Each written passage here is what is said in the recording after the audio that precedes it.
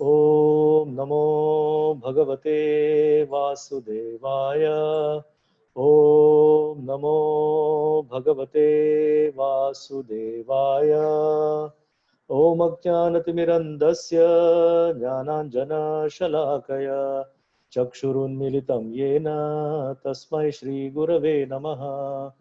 श्रीचैतन्यमनोभीष्टं स्थापितं येन भूतले स्वयं रूपकदा मह्यं ददाति स्वपदान्तिकं।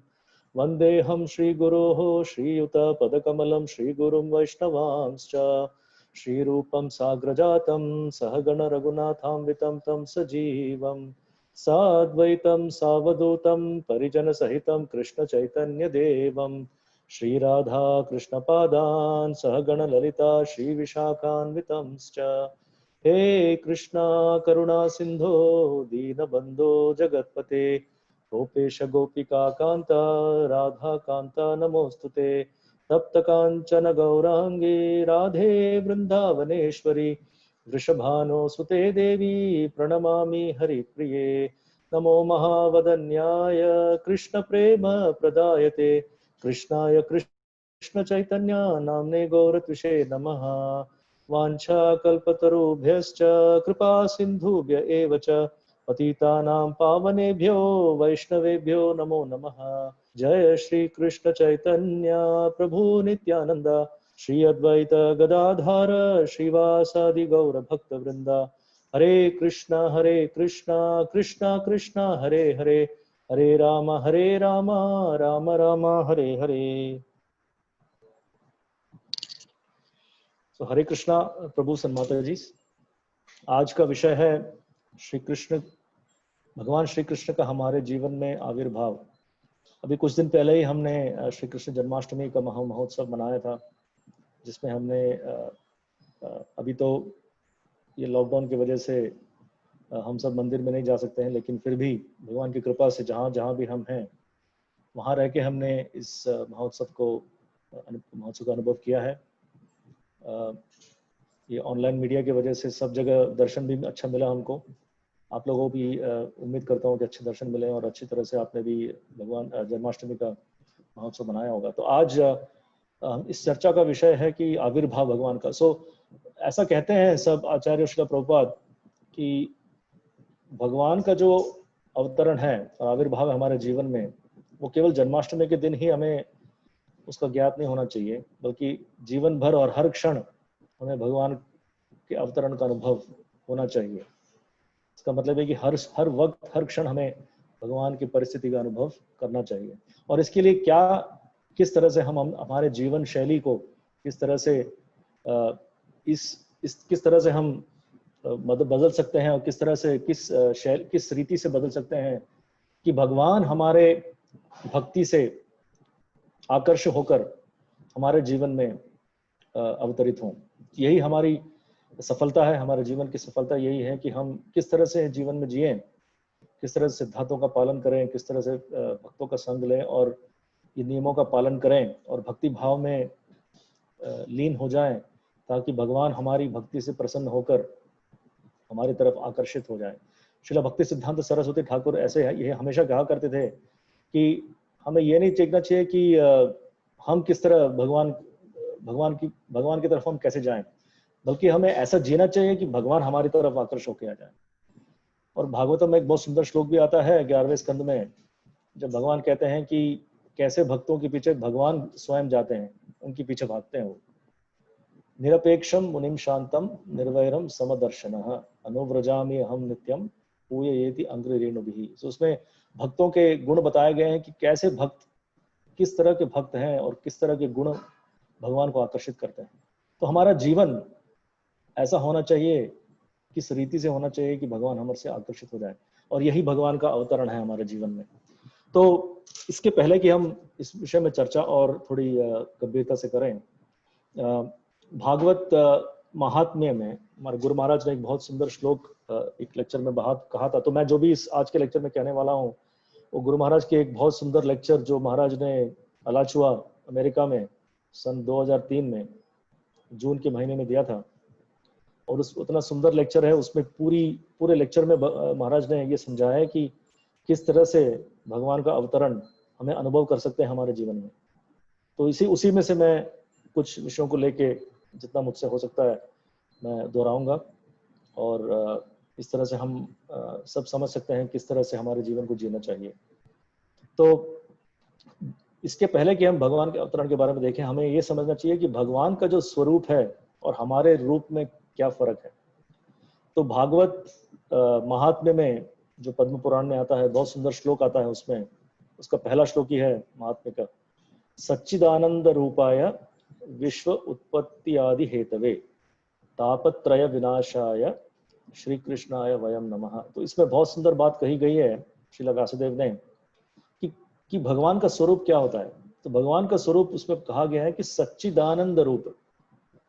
यही सबसे बड़ा फर्क है हमारे रूप में और भगवान के रूप में। हम जो इस वक्त जो हमारा जो रूप है, ये हमारा स्थायी रूप नहीं है, ये शरीर है।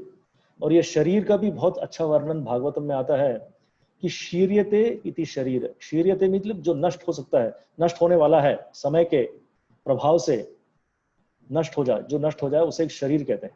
और हमें पता है कि हमारा शरीर एक ना एक दिन तो हमें शरीर छोड़ के जाना ही है। और जब तक हम शरीर में हैं, तरह तरह के अलग अलग प्रभाव होते रहते हैं इसमें। जब जन्म होता है, फिर उसके बाद शरीर बढ़ता है, मतलब हम युवा अवस्था में आते हैं, फिर हम बूढ़े अवस्था में आते हैं और हम शरीर त्याग के चले जाते हैं। तो तरह तरह के प्रभाव आते रहते हैं इस जीवन के दौरान। लेकिन भगवान का जो स्वरूप है उसके 3 ही गुण हैं, सच, चित और आनंद। और भगवान का स्वरूप बस ये 3 गुणों से ही बना हुआ है, 3 चीजों से बना हुआ है। सत का मतलब है जो हमेशा स्थायी है, जो कभी शीर नहीं होता है, शरीर जैसे हमेशा स्थायी रहता है। और दूसरा चित मतलब ज्ञान, उसमें हमेशा दिव्य ज्ञान से भरा रहता है भगवान का स्वरूप। और तीसरा है आनंद, हमेशा आनंदित रहते हैं। ऐसा कभी हमने देखा नहीं है भगवान के मूर्तियों में या भगवान के जो अलग अलग चित्र आते हैं, कभी भी ऐसा मुंह लटकाए हुए चेहरा हमने कभी देखा नहीं है भगवान का। हमेशा वो प्रसन्न रहते हैं। क्यों प्रसन्न रहते हैं? क्योंकि वो हमेशा सत, चित और आनंद से भरे हुए रहते हैं। और गुरु महाराज एक बहुत अच्छा उदाहरण देते थे। और जैसे कि उदाहरण लीजिए अपने वैष्णव से प्रभु या प्रसन्नात्मा प्रभु, जो हमेशा, और अलग भक्त भी हैं, दूसरे भक्त भी हैं राजकोट में, जो हमेशा मंदिर में ही अलग अलग सेवाओं में लगे रहते हैं सुबह से रात तक। तो स्थायी रूप से वो नित्य वहीं पर रहते हैं मंदिर में। तो ये नित्य वहां रहने से क्या फायदा है कि उन्हें हमेशा पता रहता है कि क्या चीज कहाँ पे है। मेरा आवाज सुनाई पड़ रहा है सबको? हाँ प्रभु जी, आ रहा है आवाज। सॉरी किसी ने कुछ मैसेज डाला था चैट में, तो मैं सोच रहा था कि शायद आवाज ठीक से नहीं आ रहा है। तो जो स्थायी रहते हैं वो हमेशा, उनको उन्हें सब कुछ पता होता है कि अब जाके वैष्णव से प्रभु से या प्रसन्नात्मा प्रभु या अलग भक्तों से पूछेंगे कि ये चीज कहाँ मिलेगी। जैसे हम लोग जब आते हैं कभी कभी राजकोट, तो हमें तो कुछ पता नहीं चलता है क्या हो रहा है, तो हमेशा हम भक्तों से पूछते हैं क्या है ये, यहाँ क्या है, ये क्या है। तो उन्हें सब कुछ ज्ञात रहता है, सब कुछ ज्ञात होता है, क्योंकि हमेशा वहीं रहते हैं। और ये दोनों चीजें की वजह से हमेशा आनंद में रहते हैं। हमें देखते हैं कि राजकोट के भक्त हमेशा कितने आनंद में रहते हैं। सो हमेशा नित्य है, जो नित्यता के गुण और चित अर्थात ज्ञान के गुण की वजह से हमेशा आनंद रहता है। तो यही स्वरूप है भगवान का। और हमारा जो है तात्कालिक स्वरूप जो अभी है, इस शरीर में रहते हैं, हमें ये चाहिए कि किस तरह से हम अपने स्वरूप में इसका बदलाव करें, किस तरह से हम अपना स्वरूप, क्योंकि हम और भगवान का जो गुण है वो एक ही है, लेकिन मात्रा अलग है। मात्रा हम अणु है और भगवान विभु है, लेकिन गुण एक ही है। और वो भी हमारा जो वास्तविक गुण है वो भी सच्चिदानंद स्वरूप ही है। लेकिन फिलहाल हम इस जड़ शरीर में बंधे हुए हैं। तो ये भक्ति मार्ग यही हमें सिखलाता है कि किस तरह से इस जड़ विद्या या जड़ शरीर से मुक्ति पाएं और हमें अपना स्वरूप, जो हमारा जो वास्तविक स्वरूप है, उसे हम कैसे प्राप्त कर सकते हैं। यही भक्ति का मार्ग है। और इसी और भक्ति मार्ग के द्वारा ही हम भगवान के अवतरण या आविर्भाव का अनुभव कर सकते हैं। तो ये हुआ भगवान के स्वरूप का वर्णन। और इसके बाद हम देखते हैं कि जब भगवान कृष्ण के रूप में आए 5000 साल पहले, जो कारावास में मथुरा के, कि उस समय बहुत सुंदर बात बताई गई है भागवतम में कि किस तरह से भगवान का अवतरण हुआ। तो सबसे पहले भगवान जो है, भगवान कृष्ण, वो वसुदेव के मन में उनका अवतरण हुआ, प्राकट्य उनका वसुदेव के मन में हुआ। और वसुदेव का मतलब ही है, भागवतम में बहुत सुंदर तरीके से बताया गया है कि वसुदेव का मतलब है सत्वम विशुद्धम वसुदेव शब्दितम। कि वसुदेव का मतलब ही है जो हमेशा शुद्ध सत्व में रहते हैं, उन्हें वो कभी भी नीचे मतलब जो तीन गुण हैं जो हमेशा हमें नीचे खींचते हैं इस प्रकृति, इस भौतिक प्रकृति के तरफ, उन तीनों गुणों के प्रभाव से परे थे, वो हमेशा विशुद्ध सत्व में थे। और इसीलिए भगवान उनसे आकर्षित हुए और उन्होंने ये तय किया कि वो वसुदेव और देवकी के पुत्र के रूप में अवतरण लेंगे।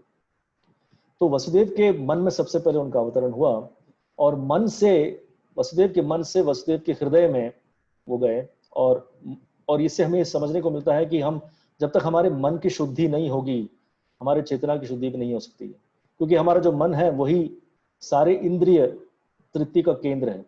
और जब तक मन की शुद्धि नहीं होती है, इसलिए चैतन्य महाप्रभु कहते हैं चेतो दर्पण मार्जनम, कि सबसे पहले जो है हम भगवान के जब गुण नाम गाते हैं तो हमारे जो चेत या हमारे मन से जो है मल सारा निकल जाता है और उससे हमारी चेतना की शुद्धि हो जाती है।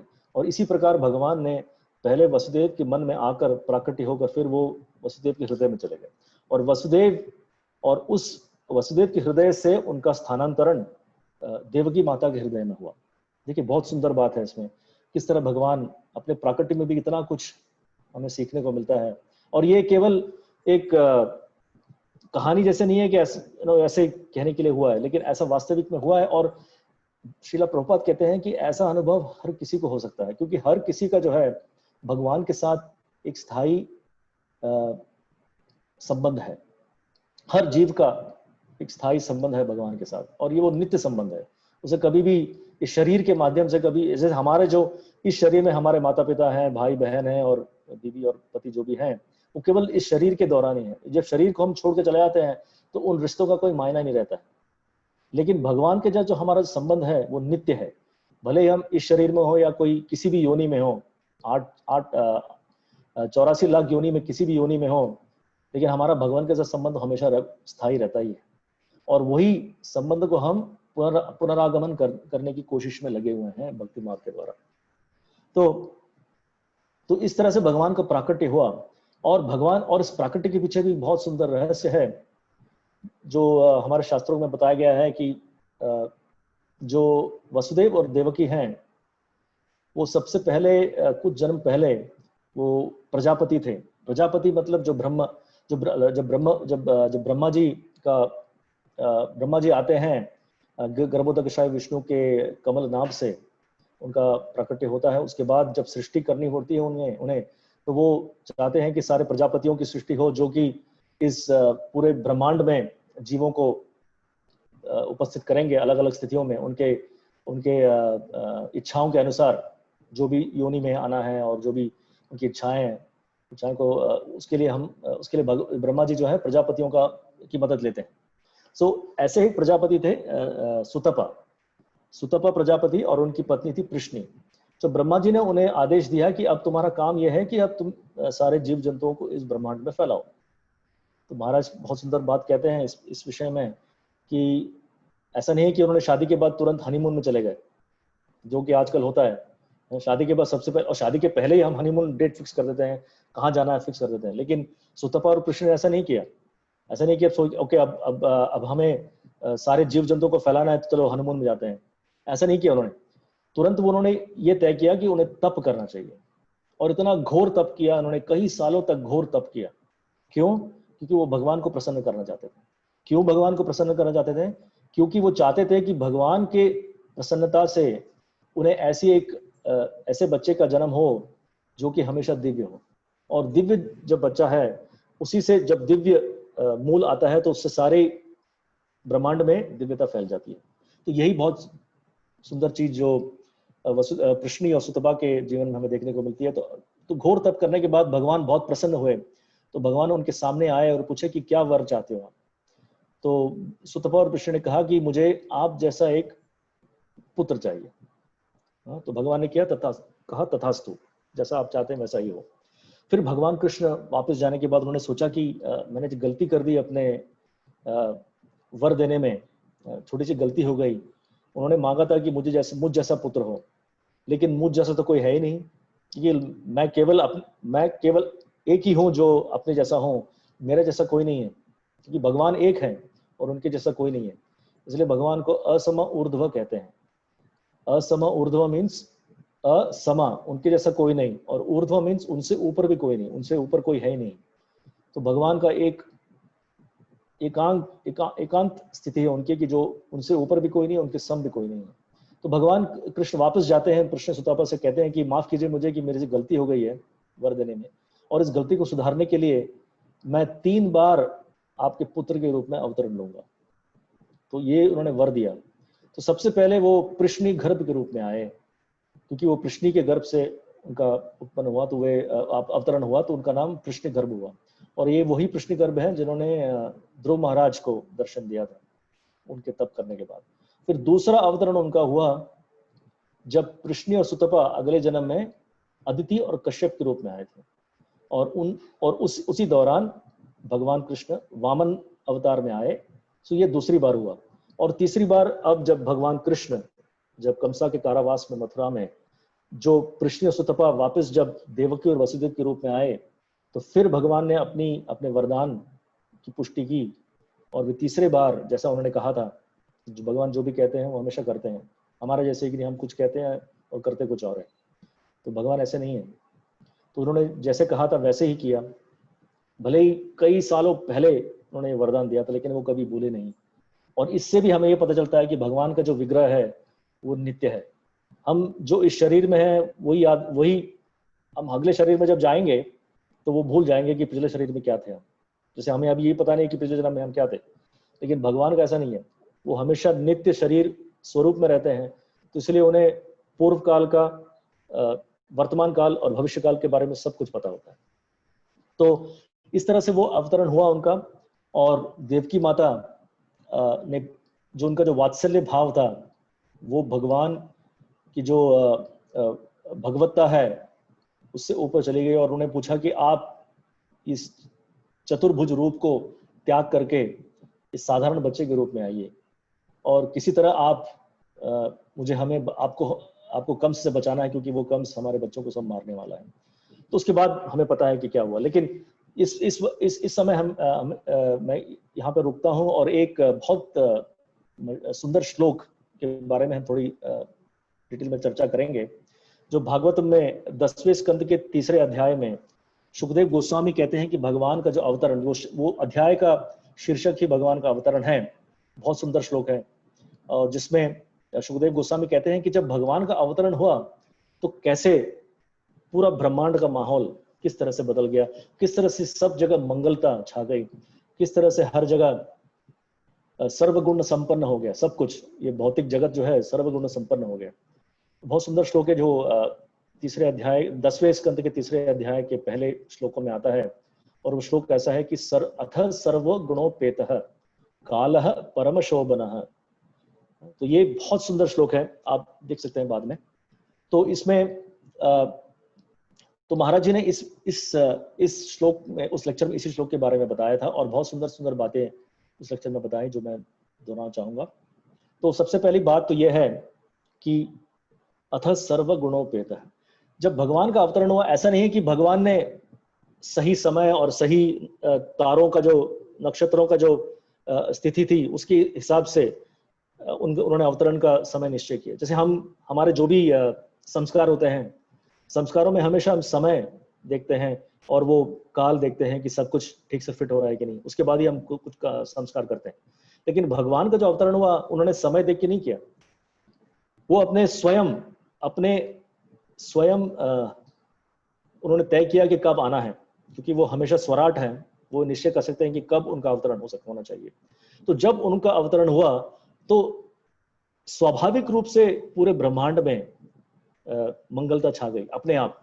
सारे तारे अपने आप सही पोजीशन में आ गए, चंद्रमा, सूर्य और पूरा माहौल, जो ऋतु, इवन जो ऋतु थे, ऋतु भी ऐसे ऋतु का उस समय जो ऋतु नहीं थे वो भी उस ऋतु में उस समय आ गए थे। जैसे शरद ऋतु, तो उस समय शरद ऋतु नहीं था कि अगस्त सितंबर का जो महीना था वो जस्ट मतलब वर्षा ऋतु के बाद जो गैप आता है उसमें आता है।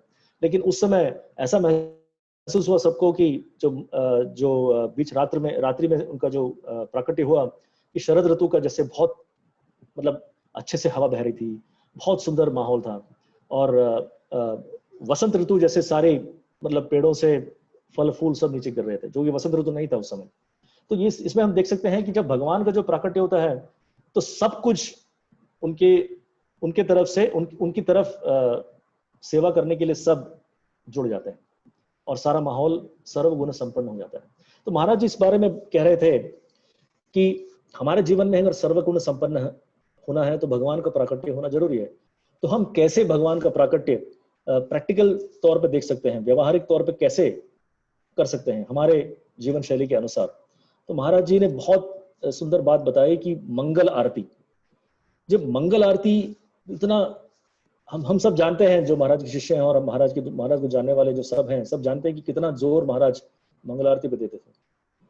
और इस विषय में महाराज ने कई बार कहा इस लेक्चर में कि मंगल आरती इतना आवश्यक है हमारे जीवन में, क्योंकि मंगल आरती ब्रह्म मुहूर्त के समय में साधारण तौर पे की जाती है 4:30-5 बजे के आसपास।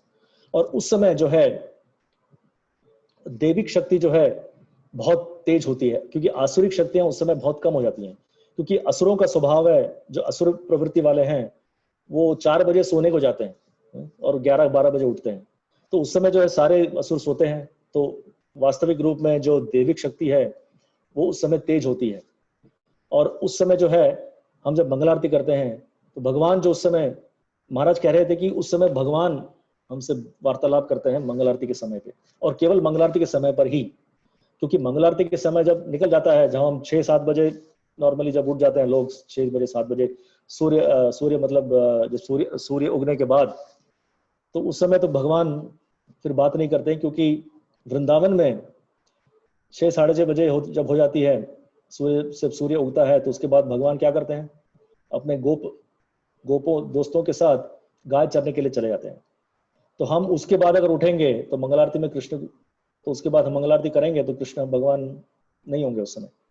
तो ऐसा कहा महाराज ने, बहुत सुंदर बात। ये हम व्यावहारिक रूप से इससे हम संबंधित हो सकते हैं, क्योंकि ये बहुत प्रैक्टिकल है। तो इसलिए मंगल आरती 4:30 बजे अगर नहीं भी हो पाए तो 5 बजे, हमारा जीवन शैली के अनुसार हमें टाइम फिक्स करना चाहिए, लेकिन हमेशा करना चाहिए।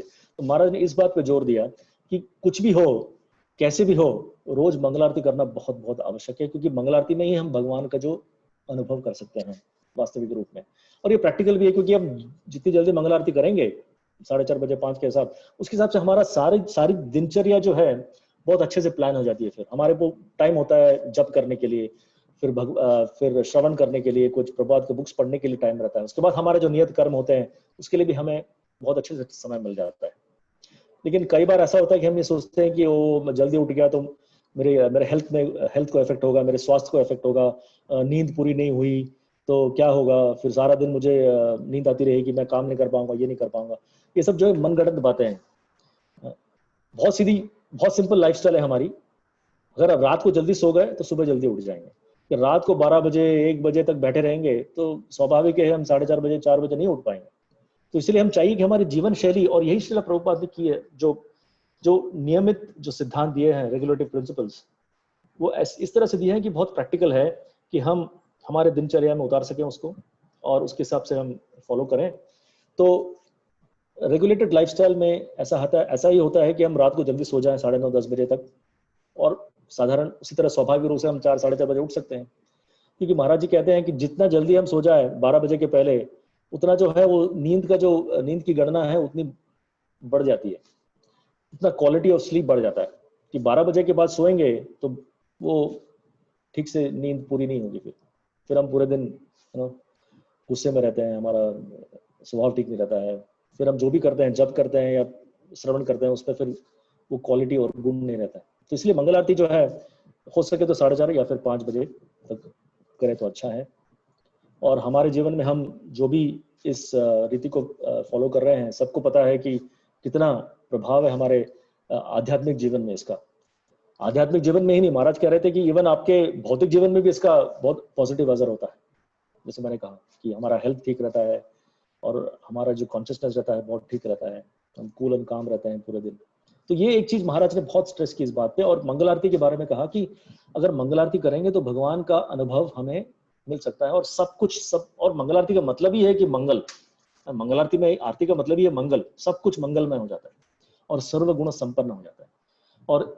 और एक चीज और महाराज जी ने कहा कि जब ऐसा माहौल रहता है कि हम दूसरी चीजों में फिर हमें दिलचस्पी नहीं रहती है कि आज का वेदर कैसा है, आज का न्यूज कैसा है, इस चीजों में हमें फिर ज्यादा दिलचस्पी नहीं रहती है, क्योंकि हम सत्व गुण में रहते हैं। सत्व गुण में एक और चीज आती है कि हम आपस के रिश्तों में भी हमें मिसअंडरस्टैंडिंग या गलत फहमियां नहीं रहती। ये बहुत बहुत जरूरी चीज है, बहुत प्रैक्टिकल चीज है। कई बार क्या होता है कि हम आपस के रिश्तों में जब गलत फहमियां आ जाती हैं, उसकी वजह से हमारा मन जो बहुत ही डिस्टर्ब हो जाता है, बहुत ही उत्तेजित हो जाता है, और फिर हम किसी चीज में, भौतिक चीज हो या आध्यात्मिक चीज हो, उसमें फिर हम कॉन्सेंट्रेट नहीं कर पाते हैं, उसमें मन नहीं लगा सकते। तो सत्व, जब मंगल आरती करेंगे तो सर्वगुण संपन्न होंगे और सत्व गुण में रहेंगे हमेशा, तो गलतफहमियां दूर हो जाती हैं। क्योंकि गलतफहमी इतना समय वेस्ट हो जाता है कि हम हमेशा मनगढ़ंत बातें करते रहते, ये इसने मुझे देख के मुझे हंसा नहीं, वो मुझे देख के हंसा नहीं, उसने मेरे बारे में ऐसा कहा वैसा कहा, तो यही बातें सोच सोच के हम पूरा समय व्यस्त कर देते हैं। बल्कि वो समय हमें बचा के भक्ति में लगानी चाहिए, और ये पॉसिबल तभी है जब मंगल आरती करेंगे तो हमारे जो मन की स्थिति होगी वो शांत होगी और सत्व गुण में ज्यादा रहेंगे हम। तो ये बहुत फायदा है मंगल आरती करने का। तो इससे हम भगवान का जो अनुभव बहुत आसानी से कर सकते हैं। फिर कालह परम शोभना, दूसरी बात इस श्लोक में आती है। तो कालह परम शोभना का मतलब ये है कि हमारा जो काल है, जो भी हमारा नक्षत्र है, वो हमेशा ऑटोमेटिकली अरेंज हो जाते हैं हमारे लिए। तो महाराज जी ने बहुत सुंदर बात कही एक कि, और प्रभुपाद जी कहते थे, महाराज जी ने कहा इस लेक्चर में कि नॉर्मली जो इंडिया में खासकर जो है लोग ज्योतिषी के पास जाते हैं या फिर हस्तलेख जो पामिस्ट होते हैं उनके पास जाते हैं, हमेशा हमें ये चिंता रहती है कि हमारा भविष्य क्या होगा, और भविष्य की चिंता करते करते हमारा वर्तमान निकल जाता है, लेकिन हमेशा भविष्य की चिंता रहती है। तो प्रभुपाद जी ने कहा कि आप मंगल आरती में आएंगे, प्रभुपाद जी भी हमेशा मंगल आरती के काफी स्ट्रेस करते थे। वो कहते थे कि मंगल आरती में आके अब जब कीर्तन करेंगे और हाथ ताली बजाएंगे तो आपकी जो हाथ की रेखा है वो सारी बदल जाएंगी। यही कालह परम शोभना है, मतलब जो आपको इस भौतिक प्रकृति के द्वारा जो भी इसका रिएक्शन, जैसे भाग्य, इसके पहले हमने चर्चा किया थी, भाग्य हमारी डेस्टिनी जो है, जो भी है, वो डेस्टिनी भी बदल सकती है केवल भक्ति के द्वारा। और मंगल आरती इसका एक बहुत मुख्य अंग है भक्ति का, और ये सबसे पहले दिन में सबसे पहले आती है ये मंगल आरती। जब मंगल आरती में ताली बजाएंगे तो हाथों की रेखा बदल जाएगी। तो हाथों की रेखा बदल जाएगी तो अब ज्योतिषी के बाद या हस्तलेख पढ़ने के वाले के पास जाके क्या फायदा? तो ये मूर्खाई है इनके पास जाना, क्योंकि इससे हम केवल भौतिक चीजों में ही उलझ सकते हैं, ज्यादा आध्यात्मिक प्रगति नहीं कर सकते। लेकिन जब कृष्ण भक्त कृष्ण भावनामृत में रहेंगे तो हमारी जो है चेतना, आध्यात्मिक चेतना का बड़प्पन होता है, प्रगति होती है, और उससे बाकी सारी चीजें अपने आप सुलझ जाती हैं। तो ये काला परम शोभना। और इसके बाद जी महाराज ने कहा कि बहुत सुंदर बात कही लेक्चर में। तो उन्होंने द्वारका धाम के बारे में, ये लेक्चर पूरा द्वारका धाम के बारे में था कि किस तरह महाराज का अनुभव द्वारका में रहा। और ये हम जानते हैं, वैष्णव से वो सारे भक्तों को पता है। मुझे तो ये लेक्चर सुन के इतना आनंद मिला, तो आप लोगों को तो मतलब पर्सनली आपको अनुभव हुआ होगा महाराज के साथ रहकर द्वारका धाम के बारे में। तो महाराज ने कहा कि जब द्वारका में सबसे पहले महाराज जी यशोमती प्रभु के साथ आए थे, तो उस समय वहां पे जो नगर सभा है, वहां की जो म्यूनिसिपैलिटी, नगर पालिका, तो नगर पालिका के अध्यक्ष, तो महाराज जी को ये लैंड मिला था, ये जमीन मिली थी वहां पे, किसी ने दान दिया था, किसी डिवोटी ने। तो जब महाराज जी पहले वहां गए देखने के लिए, तो वहां पे तुरंत ये खबर नगर पालिका के अध्यक्ष को मिली, और वहां पे आए और उन्होंने कहा कि आपको इस जगह का टैक्स देना पड़ेगा 3 लाख रुपए। तो महाराज ने कहा मैं तो अभी भी आया हूँ और अभी अभी कागजात वगैरह देखने हैं, तो कहाँ से 3 लाख आए? तो उन्होंने आपको पता है कैसे होते हैं नगर पालिका वाले लोग, जो काफी पॉलिटिक्स वगैरह में होते हैं। तो उन्होंने धमकी दी महाराज को कि आप अगर ये जगह खाली नहीं करेंगे तो आपको मार दिया जाएगा वहां पे, ऐसा कहा उसने, धमकी दी महाराज को। तो महाराज जो शुद्ध भक्त होते हैं वो किसी चीज को लेकर उत्तेजित नहीं होते हैं। तो महाराज तो बड़े आराम से बात की, उनसे कहा कि देखे, जब जहां तक कि आप आप ये बात कर रहे हैं आप, जैसे जो भी आप कर रहे हैं कि मुझे टैक्स चाहिए, इतना चाहिए, पैसा चाहिए, नहीं तो मैं ताला लगा दूंगा इस जगह को, जो भी आप कह रहे हैं ये आपके और कृष्ण के बीच में है, इससे मेरा कुछ लेना देना नहीं है। और कृष्ण के बारे में आपको पता है कि वो कभी हारते नहीं है, तो हमेशा हमेशा अजिता है, उनको कोई हरा नहीं सकता। तो आपके और कृष्ण के बीच में है, तो आप उनसे उलझिए। और दूसरी बात यह है कि जहां तक कि आपने मुझे मारने की धमकी दी, तो महाराज ने कहा कि मुझे मारेंगे तो अच्छा है, द्वारका में किसको द्वारका की मृत्यु प्राप्त होती है, धाम में देह त्याग करना तो बहुत अच्छी बात है। तो जब ऐसे कहा उसने, तो वो आगे कुछ कह नहीं पाया, तो वो चला गया वहां से। फिर ऐसे कई कई अवस्थाएं सिचुएशंस आई वहां पे, जहां महाराज को काफी दिक्कतें हुई उस वहां पे, क्योंकि द्वारका में जो लोकल ब्राह्मण्स थे, जो पांडा थे, उन्होंने भी बहुत तकलीफ दी महाराज को, क्योंकि वो जो उन्हें ईर्ष्या हो गई कि ये कल आए थे महाराज और इनको इतनी बड़ी बिल्डिंग, 5 मंजिले वाली बिल्डिंग मिल गई, और कितने 100-200 साल से जो ब्राह्मण वहां रहते थे उनके पास कुछ भी नहीं था, ऐसे ऐसे बिल्डिंग कुछ नहीं थी। तो उन्हें काफी ईर्ष्या हो गई और वो भी कई तरह उटपटांग बातें करने लगे वहां पे। तो कई तरह से अलग अलग महाराज कह रहे थे कि भौतिक जगत में क्या है, ये 3 तरह के ताप आते रहते हैं। जैसे इस श्लोक में मैंने देखा तापत्रय विनाशाय, ये 3 ताप आते हैं, आध्यात्मिक ताप, आदि भौतिक ताप और आदि देविक ताप आते रहते हैं हमेशा। ये स्वभाव है इस भौतिक जगत का। अगर किसी ने कुछ ताप नहीं दिया तो हमारा मन है सबसे बड़ा प्रश्न, ताप देने वाला। कुछ भी नहीं हो तो कुछ ना कुछ तो क्रिएट करता ही है वो, कि ये ठीक नहीं है, वो ठीक नहीं है, तो हमें पता है इसके बारे में। तो अलग अलग दिशाओं से महाराज को कई दिक्कतें आई, लेकिन महाराज ने कभी भी हिम्मत नहीं हारी, क्योंकि पूरा विश्वास, दृढ़ विश्वास था उन्हें भगवान पर, कि भगवान हमेशा कुछ रास्ता जरूर दिखाएंगे। तो इस तरह से उन्होंने कंटिन्यू किया वहां पे। और फिर ऐसा भी हुआ कि वहां पे जो लोकल म्यूनिसिपैलिटी के जो प्रेसिडेंट थे, वो इलेक्शन में हार गए थे, और हारने के बाद उन्हें ऐसा लगा कि वो खुद अभी भी प्रेसिडेंट ही हैं, क्योंकि कई सालों से वो प्रेसिडेंट थे।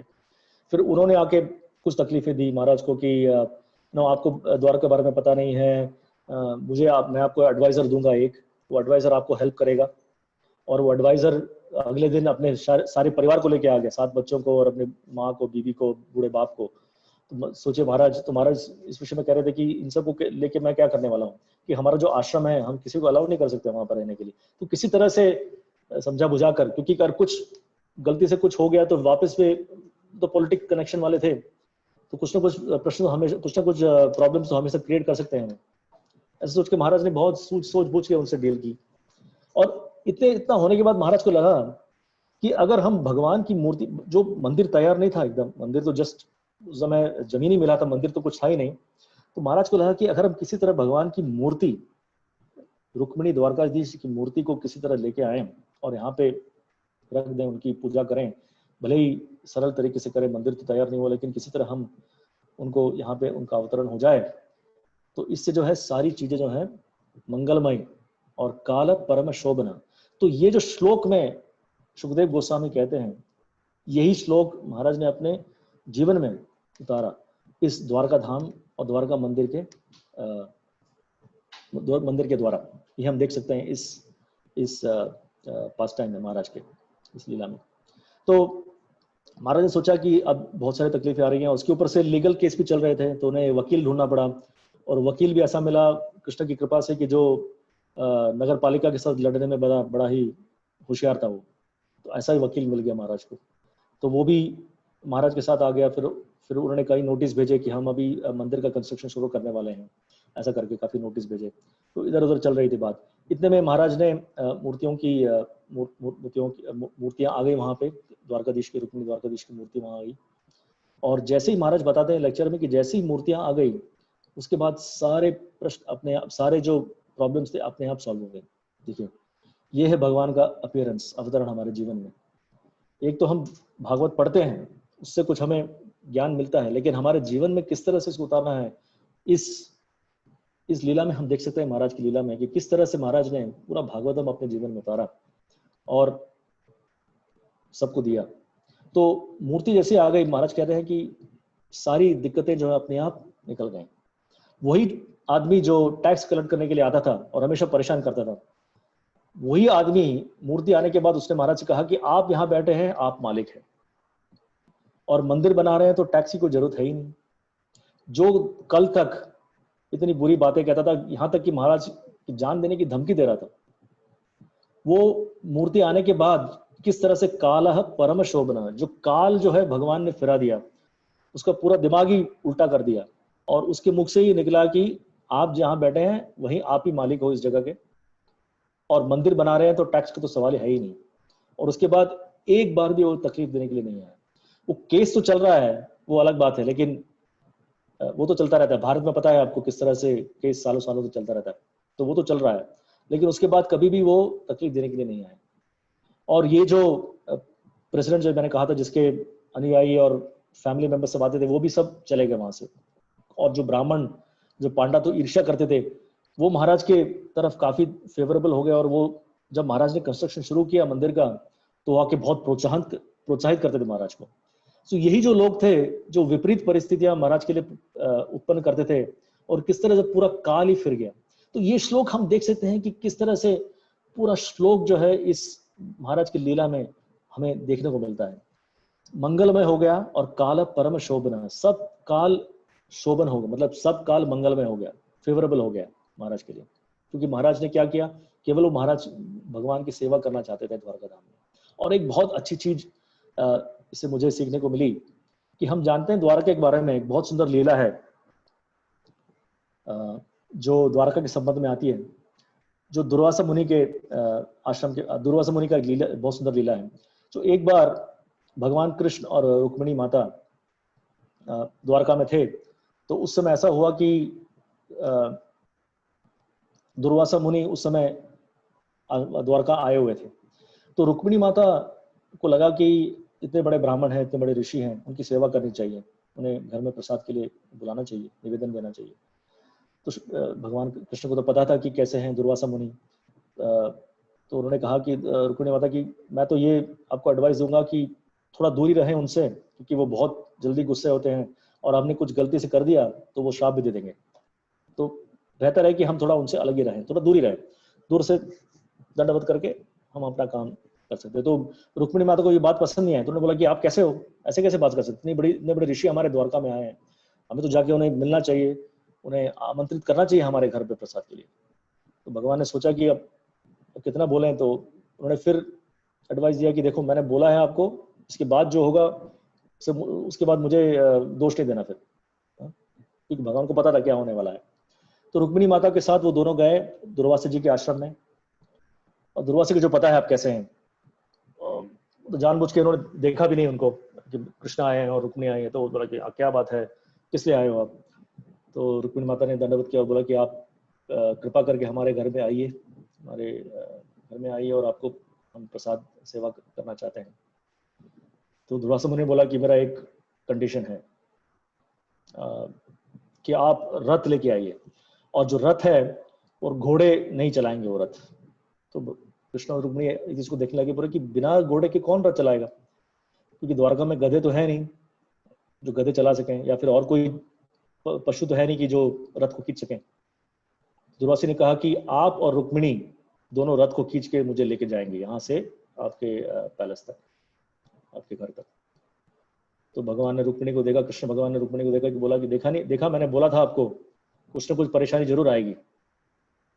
तो रुक्मिणी माता को तो बहुत डर लगने लगा कि कैसे हो सकता है ये, कैसे वो, और वो भी एक स्त्री कैसे इतना बड़ा काम कर सकती है। तो भगवान कृष्ण ने बोला कि अब देखो जो हो गया, अब कुछ मत करो, अब कुछ करोगे तो और परेशानी होगी, चुपचाप रथ को लेके चलो। तो एक तरफ कृष्ण और एक तरफ रुक्मिणी जी, उन्होंने रथ को खींचा और आराम से दुर्वासा मुनि आसन में बैठ गए रथ पे, और उन्होंने अच्छी हवा चल रही थी तो थोड़ी देर के लिए निद्रा में चले गए। तो जब थोड़ी दूर चले, और द्वारका तो पता है आपको कि समर और गर्मियों में कितनी गर्मी होती है वहां पे, बहुत ज्यादा 45, 50 तक जाती है, और पसीना भी बहुत आता है, क्योंकि वहां पे सागर तट के निकट है। तो रुक्मिणी माता को थोड़ी देर के बाद इतनी प्यास लगी उनको कि उनके होंठ पूरे सूख गए, और उन्होंने बोला कि कृष्णा मुझे पानी की बहुत सख्त आवश्यकता है। भगवान ने बोला, कृष्ण बोला कि मैं यहाँ कहाँ से, इस जगह में कहाँ से पानी लेके आऊंगा, और हम कैसे रोक के इनको परेशान करेंगे, कुछ हुआ तो वो जग जाएंगे और फिर गुस्से हो जाएंगे। तो रुक्मिणी माता ने बोला कि कुछ भी हो, मुझे, मैं आगे नहीं जा सकती, मुझे पानी चाहिए ही चाहिए। तो कृष्ण ने क्या किया कि अपने जो पैर के अंगूठे से जो है जमीन में गड़ा और वहां से गंगा माता का स्रोत हुआ, और गंगा जी आई और जब पानी पिया रुक्मिणी माता ने, स्वाभाविक है जब पानी पिएंगे थोड़ा देर उधर हिलने डुलने लगा रथ, तो इतने में दुर्वासा मुनि जग गए। और जैसे ही वो जग गए और बहुत क्रोधित हो गए कि बोले कि ये क्या है कि आपने मुझे आमंत्रित किया और मुझे पानी दिए हुए आप खुद पानी पी रहे हैं, ये क्या है, ये कहाँ की रीति है। बहुत गुस्से हो गए वो, और इतने गुस्से हो गए तो नेचुरली आपको पता है गुस्सा होते हैं दुर्वासा मुनि तो अगले आगे क्या होता है कि शाप निकलता है। तो महाराज जी कह रहे थे कि जिसको गुस्सा ज्यादा हो जाता है तो हमेशा वो चाहिए कि वो मुंह बंद रखें। अगर मुंह बंद नहीं रखेंगे तो अनाप शनाप चीजें निकल जाती हैं मुंह से, ये हमें सबको अनुभव है। तो इमीडिएटली उन्होंने शाप दे दिया। और महाराज जी ने कहा कि दुर्वासा मुनि तो इतने बड़े ऋषि हैं और इतनी क्षमता उनमें देखिए कि वो भगवान को भी शाप दे सकते हैं, उनमें इतनी क्षमता है, तो उनका गुस्सा होना जायज है। तो महाराज जी ने कहा कि अगर गुस्सा हो तो ऐसा गुस्सा होना चाहिए कि भगवान को भी शाप दे सकते हैं, मतलब उस तरीके से बात कहा। तो दुर्वासा मुनि ने शाप दे दिया कि अब के बाद आप और रुक्मिणी साथ में नहीं रह सकते, ऐसा शाप दे दिया, उतना बड़ा शाप। और रुक्मिणी माता को आप सोच सकते हैं कितनी पीड़ा हुई होगी उस शाप को सुन के। तो वो रोने लगी, वहां बैठ गई। अब कृष्ण भगवान ने कहा कि देखो जो हो गया, चिंता मत करो, सुबह तुम यहाँ रहो, तुम्हारे लिए मैं कुछ यहाँ पे अलग सा आश्रम बनाऊंगा, और शाम को मैं रोज तुमसे मिलने आऊंगा यहाँ पे, और हम यहाँ पे रहेंगे, चिंता मत करो। ऐसा कह के किस तरह से सांत्वना दी। और उसके बाद तो अभी आप जाएंगे द्वारका में, तो जो द्वारकाधीश का जो मेन मंदिर है वहां पे रुक्मिणी माता नहीं है। रुक्मिणी माता की मूर्ति अलग मंदिर में है जो 7-8 किलोमीटर दूर है मेन मंदिर से। लेकिन इस लीला में हम महाराज जी के देखेंगे बहुत सुंदर बात कि उसके बाद वो कहानी खत्म नहीं हो, खत्म करके बताऊंगा। तो उसके बाद जो है तो ऐसा होने लगा, तो नारद मुनि एक बार आए द्वारका।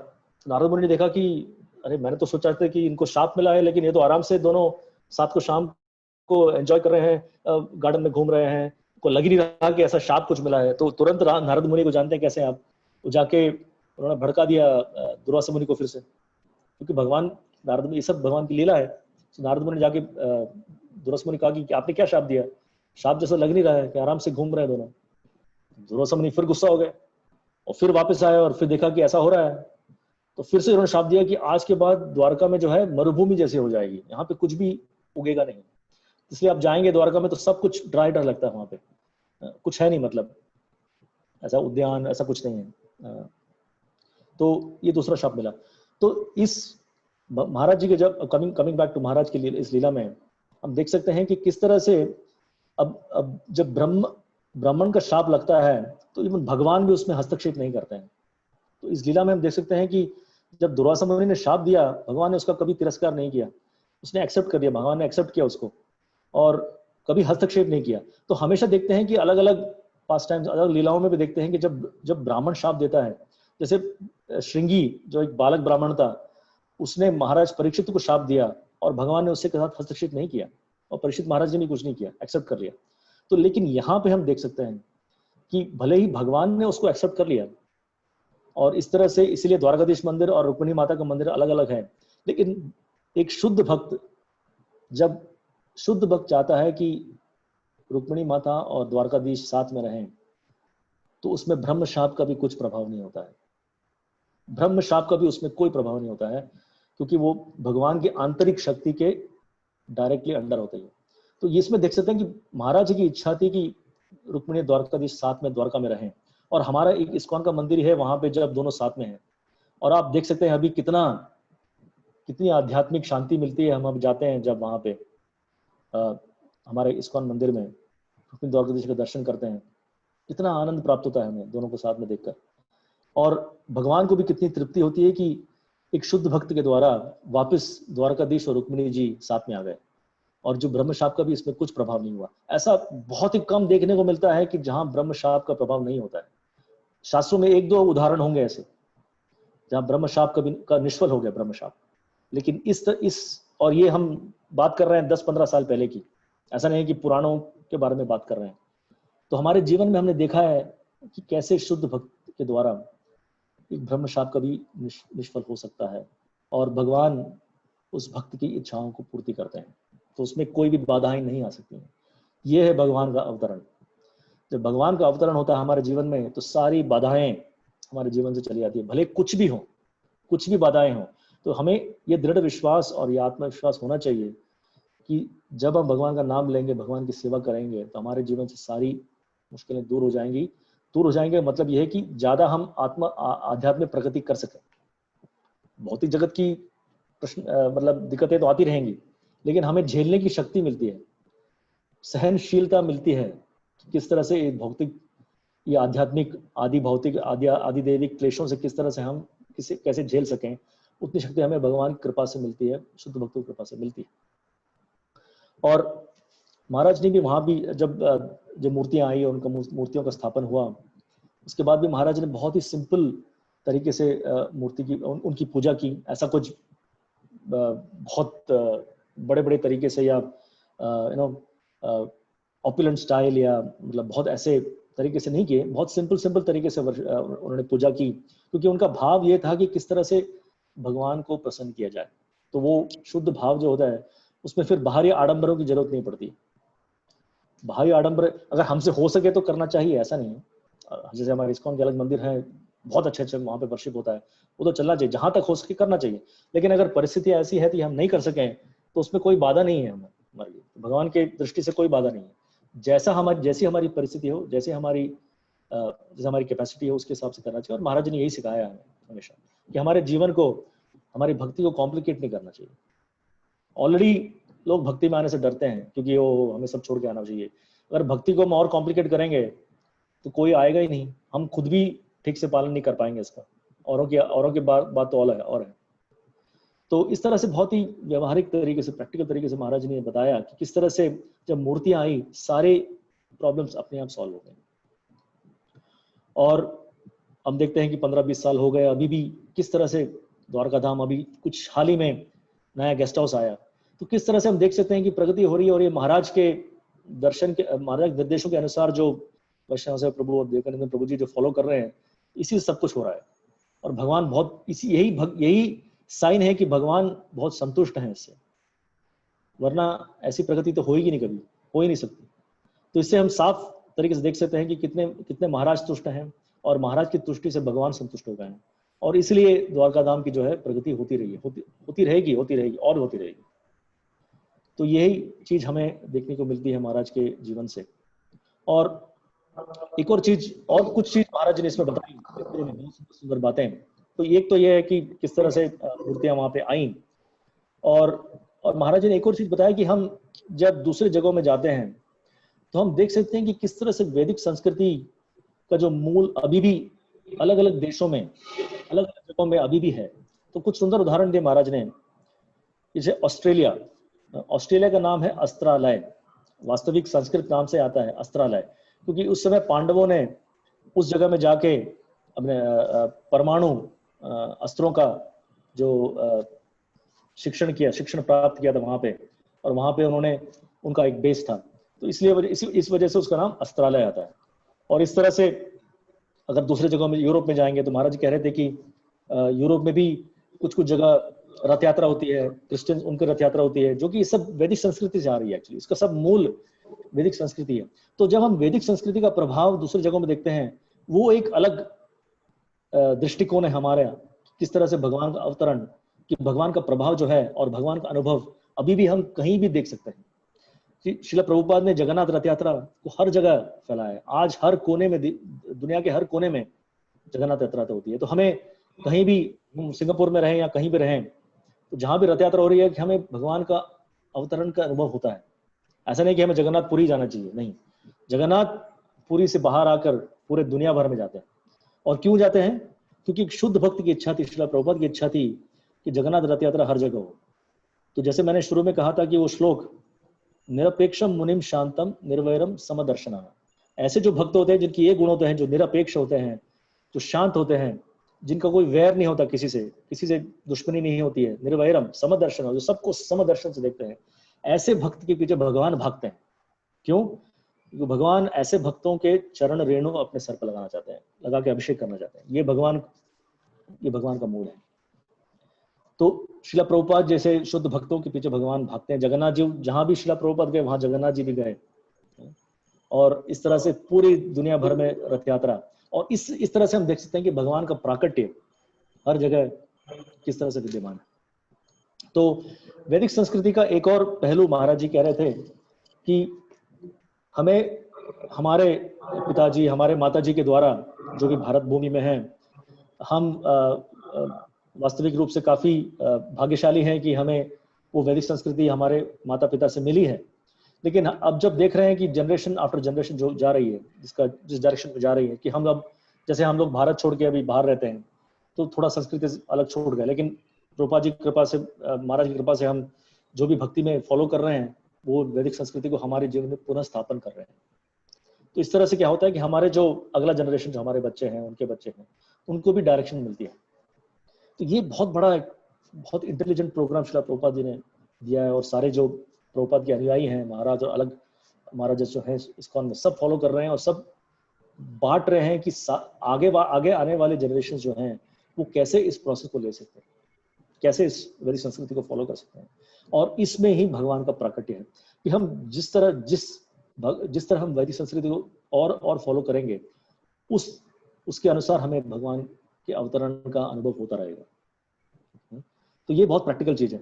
तो महाराज जी कह रहे थे कि जो बच्चे हैं उनको चाहिए, जो युवा अवस्था में धीरे धीरे आ रहे हैं, उनको चाहिए कि वो साथ में आए, उनका एक गुट बने, ग्रुप बने, और वो ग्रुप में केवल भगवत धर्म का प्रचार करें, एक दूसरे को और बाकियों को भी, बाकी युवा अवस्था में जो बाकी जो युवक हैं उनके लिए भी। और महाराज प्रभुपाद जी देखेंगे आप प्रभुपाद जी का कृष्ण भावनाथ संघ जो प्रभुपाद जी ने क्रिएट किया, तो उन्होंने केवल युवकों को ही प्रीच किया सबसे पहले, उनको जाके अप्रोच किया प्रभुपाद जी ने। ऐसा नहीं कि प्रभुपाद जी ने बहुत बूढ़े लोगों को अप्रोच किया, तो युवकों को अप्रोच किया, और उसकी वजह से ये जो कृष्ण भावनाथ जो संघ है, आज देख रहे हैं कि इतनी तरह से उन्हें बढ़ोतरी प्राप्त की है, किस तरह से वो बड़ा है, क्योंकि श्री प्रभुपाद जी ने युवकों को देखा और उनको ये मैसेज दिया कि आप लीजिए मैसेज और सबको प्रीच कीजिए।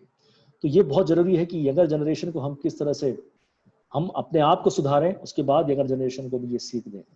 यही है भगवान के अवतरण को अगर हम हमेशा कायम रखें इस अनुभव को, तो हमें चाहिए कि वैदिक संस्कृति को हम पास करते रहें जनरेशन आफ्टर जनरेशन। तो ये चीजें महाराज जी ने बहुत सुंदर बताई इस लेक्चर में, और हम महाराज के आभारी हैं कि इतना सुंदर लेक्चर, ये लेक्चर तो मैं कम से कम 50-60 बार सुन चुका हूँ। इतना मनोहर लेक्चर है ये, और ये मनोहर कृष्ण प्रभु ने भी इसे ग्रंथराज में ट्रांसक्राइब किया हुआ है। तो बहुत सुंदर लेक्चर है, और आप सुनेंगे तो आपको भी एहसास होगा कि इतना सुंदर लेक्चर, इतनी सरलता से महाराज ने, कि हम क्या जब भगवान के अवतरण के बारे में सोचते हैं कि हमें लगता है कि वो हम और ये अवतरण में कोई कनेक्शन नहीं है, ऐसा लगता है, और हम कम जन्माष्टमी के समय ही ये सब चीजों के बारे में सोचते हैं। लेकिन इस लेक्चर में महाराज सुनाया कि ये जो है भगवान का अवतरण हमारे जीवन में हर क्षण होना चाहिए, और महाराज जी ने हम अपने जीवन के द्वारा हमें सिखाया है कि किस तरह से भले ही परिस्थिति अनुकूल हो या प्रतिकूल हो, हमेशा भगवान का ध्यान नहीं छोड़ना चाहिए। और भगवान का ध्यान ना छोड़ने के लिए सबसे बड़ा अस्त्र हमारे पास है भगवान का नाम जप और श्रीमद् भागवतम।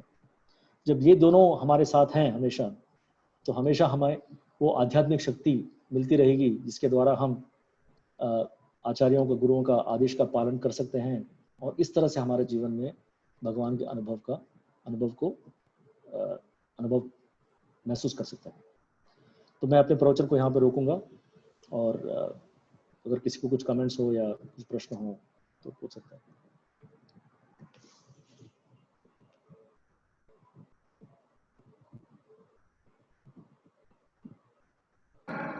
हरे कृष्णा वैष्णव सब प्रभु।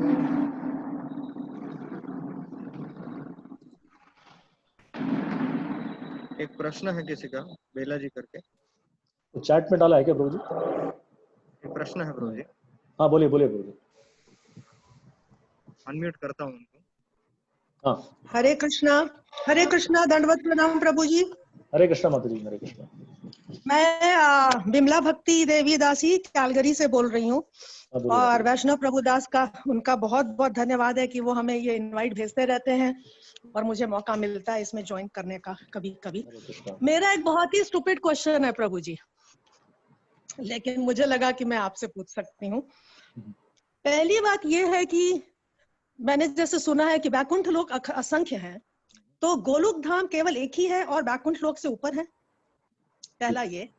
दूसरा ये भी कि वैकुंठ लोक सुनते हैं कि जो चला जाता है वो वापस नहीं आता भौतिक जगत में, तो हम लोगों की जीव, हम हमारे जैसे जीवों की क्या स्थिति थी इस भौतिक जगत में आने से पहले?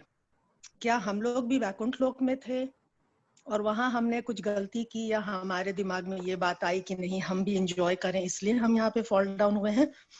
तो यदि हम वहां से फॉल डाउन हुए हैं तो फिर वैकुंठ लोक से कैसे फॉल नहीं होता है? ये थोड़ा सा कंफ्यूजन हो रहा था।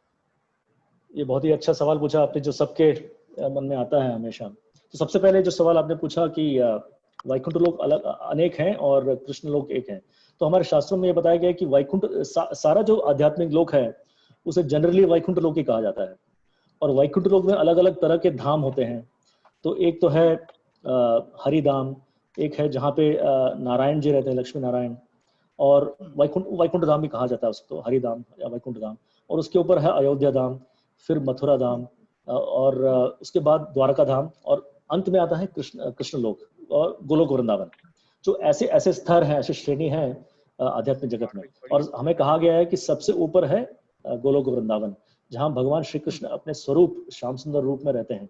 और बाकी सारे जो वैकुंठ लोक हैं उसमें भगवान के जो अंश होते हैं, स्वयं प्रकाश या अलग अलग अंश होते हैं, वो अंश वहाँ पे विराजमान होते हैं। जैसे नारायण हुए चतुर्भुज रूप में हुए, या फिर द्वारकाधीश हुए वहाँ पे द्वारका धाम में, वसुदेव कृष्ण, ऐसे ऐसे अलग अलग उनके जो अंश हैं जो कि उनसे अभिन्न हैं, अभिन्न है उनसे, लेकिन उनके ही अंश हैं। लेकिन भगवान श्री कृष्ण है जो वो है परम पुरुष, और वो गोलोक वृंदावन में रहता है। तो ये पहला सवाल। माता जी, is it okay? Yes yes प्रभु जी, थैंक यू। ओके, दूसरा सवाल जो बहुत ही कठिन सवाल है लेकिन बहुत ही अहम सवाल भी है। ये सवाल हमारे सबके दिमाग में आता है कि हमें कहा गया है कि वैकुंठ लोक में एक बार जाएं तो वापस इस भौतिक जगत में नहीं आते हैं, और हमारी स्थिति इसके पहले क्या थी। तो प्रभुपाद जी इसके बारे में कहते हैं कि हमें ज्यादा कुछ इसके बारे में सोचना नहीं चाहिए कि हम क्या थे और कहाँ से आए हैं, क्योंकि ये बहुत ही एक डीप सब्जेक्ट है माता जी।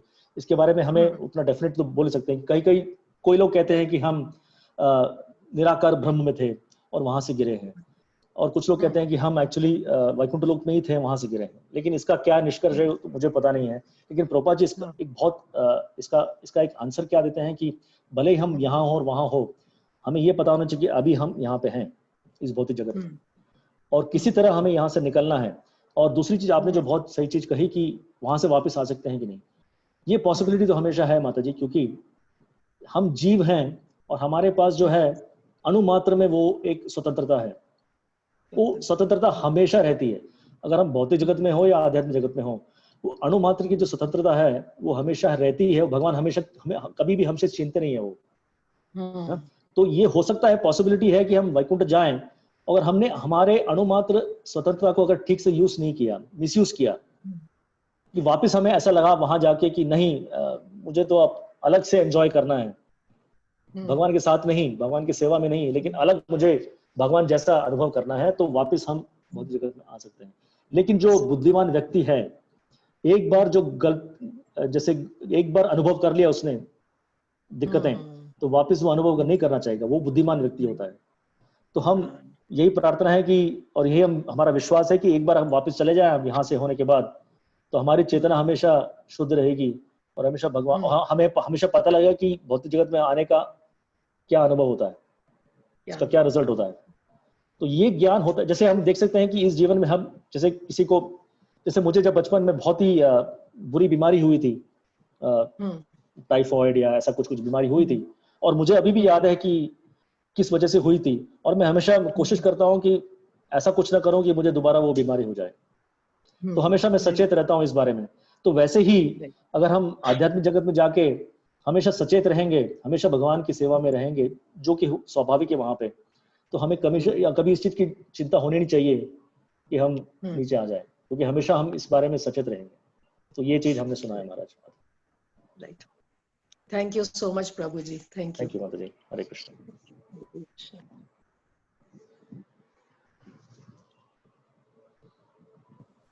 वैष्णव सा प्रभु।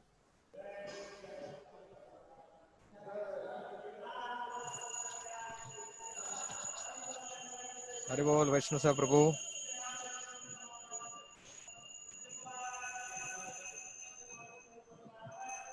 प्रभु शायद डिस्कनेक्ट हो गए। हाँ, डिस्कनेक्ट हो गए। हरे कृष्णा। आगे। हरि बोल। यस प्रभु जी। हाँ, बहुत बहुत धन्यवाद प्रभु जी, बहुत अच्छा आपने जवाब भी दे दिया। लेकिन अभी हम यहाँ पे आपका हमारा प्रवचन कार्यक्रम कंप्लीट करेंगे, क्योंकि आरती का समय हो गया है। और कल श्याम चरण प्रभु जी का प्रवचन है, और कल का विषय है गुरु को प्रसन्न करने से उत्साह और प्रयास की सफलता मिलती है। enthusiasm and success of endeavor comes by pleasing गुरु।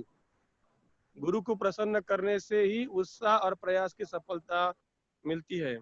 तो सभी लोग को विनंती है कि आप लोग सब कल शाम को 6 बजे वापस जुड़ जाइए। और वापस मैं इस्कॉन राजकोट मंदिर की तरफ से स्वयं प्रकाश प्रभु जी को बहुत धन्यवाद देता हूँ कि बहुत सुंदर सिंपल दृश्य से आप उच्च तत्व ज्ञान को समझाने का प्रयास जारी रखा हुआ है। बहुत बहुत धन्यवाद प्रभु जी। और हम लोग यहाँ पे हमारी ये जूम मीटिंग कंप्लीट करते हैं। हरे कृष्णा प्रभु जी। हरे कृष्णा। धन्यवाद, धन्यवाद।